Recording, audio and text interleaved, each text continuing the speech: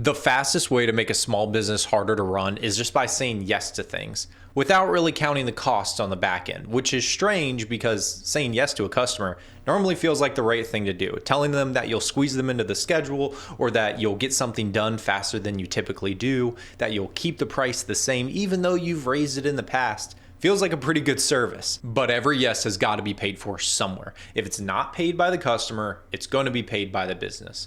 It gets paid for in things like scheduling, quality, margin, in your team being a little more confused than they were because they don't really know what a standard offering is anymore. If everybody gets a little bit different, now it's pretty hard to create a process and a standardization for them to follow. This video is not about being rigid or being a nightmare to interact with your customers where we're always just saying no to them. It's about creating a protection mechanism because small businesses get their edge off of moving faster, caring more, or just doing the things that other large businesses don't want to take the time to do. But there is a difference between being helpful and then letting your business get reshaped along the way with every single request that comes through the door. That's the line I want to focus on because by the end of this, I want to give you 3 clear categories you can define customer requests in, from a standard yes to a paid yes, and then a clear no. Because not every yes is the same. Some are pretty good. Some are your clients telling you that, hey, we would like you to offer this service or add-on that we're willing to pay for.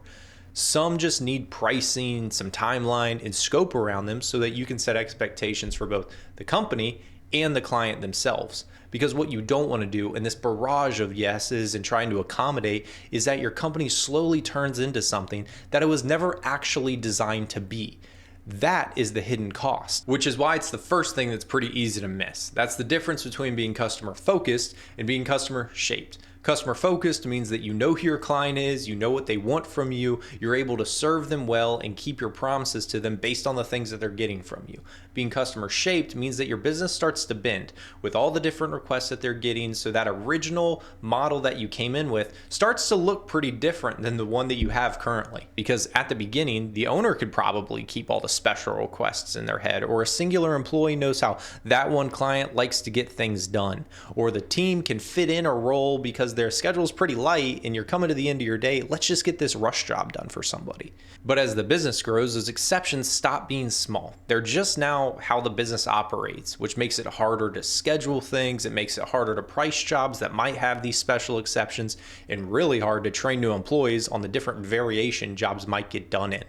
And then you have clients that might think that these exceptions that they've been experiencing are the norm when they were never actually a part of that original offering, which makes it to where the business starts carrying a lot of this hidden complexity. At some point, the business is no longer just delivering a service. It's now managing a huge pile of exceptions, which is the hidden cost to just saying yes to every single customer. The first cost is often the easiest one to see, but you have to slow the situation down, and it's the cost of capacity. Because every business has its limit. There's only so many hours in the day, so many jobs that you can get done, so many phone calls that you can return before work starts to get sloppy because things are starting to pile up. The issue is that these requests very rarely sound like a capacity issue. A client might ask you, hey, can you do this while you're here? And that seems pretty small. Or another might ask, can you get this done by Friday instead of letting it carry over into next week? And it sounds like you're just being responsive, a good partner in the relationship you have with them. While the next says, can you deliver this differently than you typically do? And that just sounds like you're helping them along the way, adhering to the wants that they have. But each one of those yeses has to take time from somewhere else. Maybe it takes time from the next person on the list that you have to go to, the next follow-up you have to have. Maybe it takes from the amount of time you're going to give the new hire for training. And this is where a small business can fool itself, because it looks like every member of the team is being super helpful, but in reality, they are borrowing from the capacity of the future to handle today's needs. Now, sure, that extra job that we needed to get done, it got done, but now tomorrow's going to be tighter. Or that extra ask that happened from the client, it was accomplished, but the team's going to be behind for the rest of the day.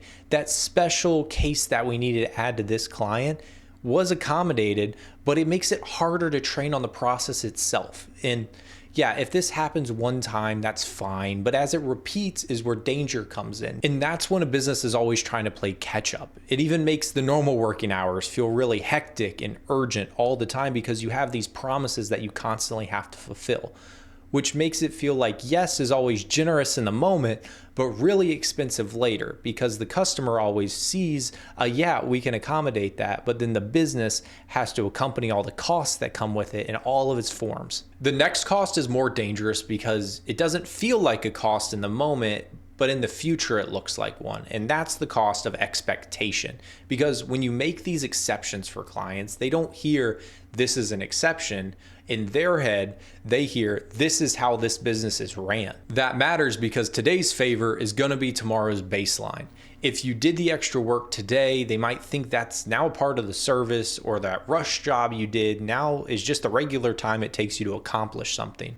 Or that price that you charged them without explaining the exception that got you there in the first place, that's the number they now have in their mind in their interactions with your company. And that's not because customers are bad. Most of them are just responding to the way that you've trained them.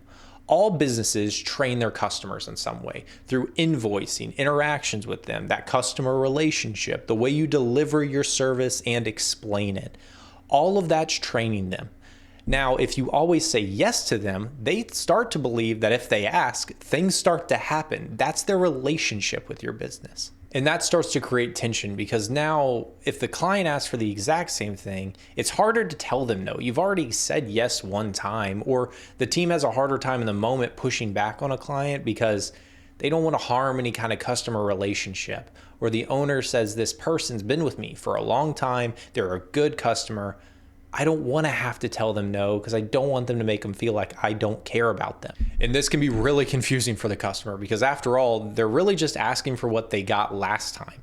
That's why these kind of exceptions need labels. If something's included, say it's included. If it's extra, say it's extra. Or if it's a one-time exception, say it's that. It's not that small businesses should never make any exceptions for any reason. It's that undefined exceptions create future expectations. This is where the issue stops to become a service problem in your interactions with the client and their expectations. It starts to become more of a business model problem.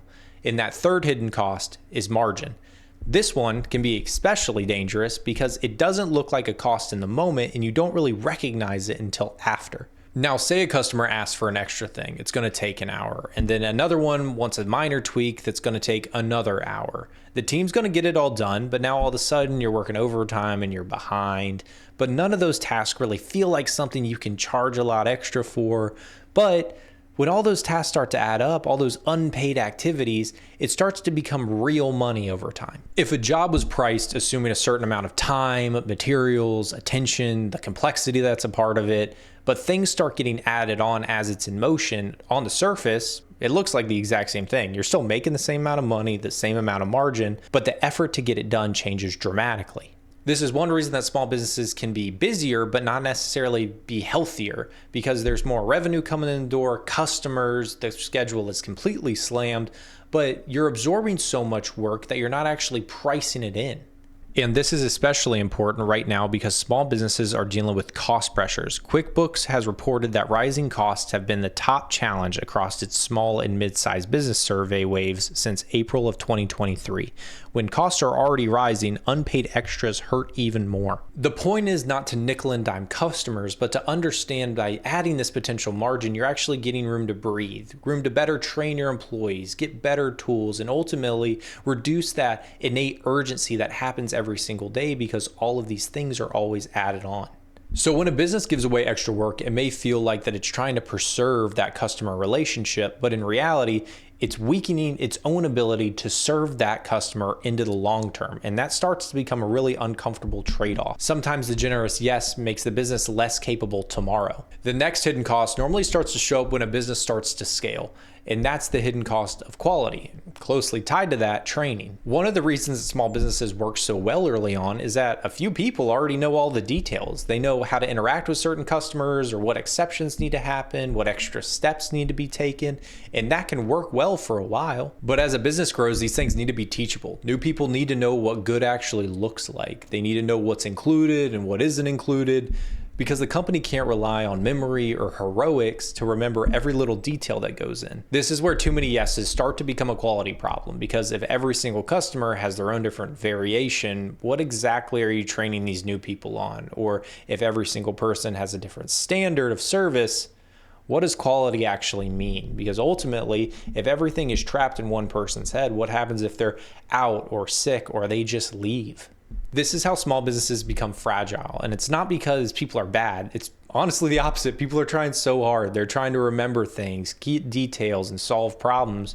But the issue is you're asking them to manage so many different variations. That is exhausting, and it's also pretty risky because now the customer experience isn't related to the business itself, but rather the person that they just so happen to be interacting with at a given time. And that creates a lot of inconsistencies within quality. Not because nobody cares, but because the business hasn't decided what is standard yet. So the question I'd ask is this: are we being the type of flexible that actually helps the customer, or the type that makes it harder to actually operate the business as a whole? Because as we just talked about, those are not the same thing. How do you actually put it into practice without overthinking every single request that comes through the door? And here's the way I would practically do it. When you get a request, do not think of it as a standard yes or no. However, put it in 3 distinct categories. Category 1 is a standard yes. It's something that your business is already built to do, something that can be accommodated, it's already priced in, your people know how to do it, and it's ultimately something your customer can expect to happen. For example, say a certain level of follow-up is needed when your service is done. That's a standard yes that they can expect. Or speed of response is needed. That's another standard yes. These are the yeses that your business is defined on. Category 2 is the paid yes. It's something your business can accommodate, but it's going to cost, whether it's time, materials, or energy. Whatever it is, it can't be hidden, which makes small business owners pretty uncomfortable because now you have to interact with the client when they add on these things, but you don't want to make them feel like every interaction with them is transactional. I understand that, but there's a difference between transactional and then just being clear. Clarity helps to build trust. You can say, yes, we can do that, but it's going to take an extra half day, or if you add that, then I'm going to have to change the price. All these interactions are fine, but it's all about the trade-off and then how you communicate it. Category 3 is just a clear no. Maybe it just doesn't even fit your business. Maybe it adds too much risk or takes your team away from another priority. These type of requests, when they're turned down, they don't have to be rude in nature. They can even be helpful. You can say to a customer, this just isn't something we're set up well to do, or that if we do this, it might create issues in quality that we just care too much to sacrifice on. The concept is not to say no more often for the sake of it, but to say no to protect your time, your energy, and then the team's ability to create a good customer experience. A way you can practically visualize this in your business, if you look at the last 10 customers you had, that there was some level of exception. Could you identify them as a standard yes or a paid yes, or should they have just been a clear no in the first place? This task will help you understand where you're absorbing either time or money within your business. The main point here is simple.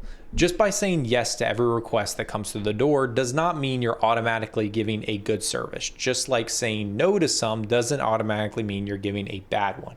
The point is to understand what each of these promises to each of these clients means to your business itself. A small business can care so deeply, but it's still going to need boundaries to some degree. You can be flexible, but still have a process. You can be generous, but still protect your margins.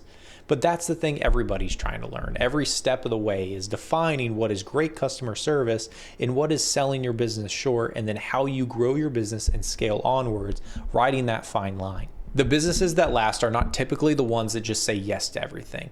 They are the ones that define what promises they can keep to clientele consistently. If you want to keep learning more about how small businesses continue to grow and scale among the many obstacles they face every single day, subscribe to the Forging Growth YouTube channel, and until next time, I'll see you later.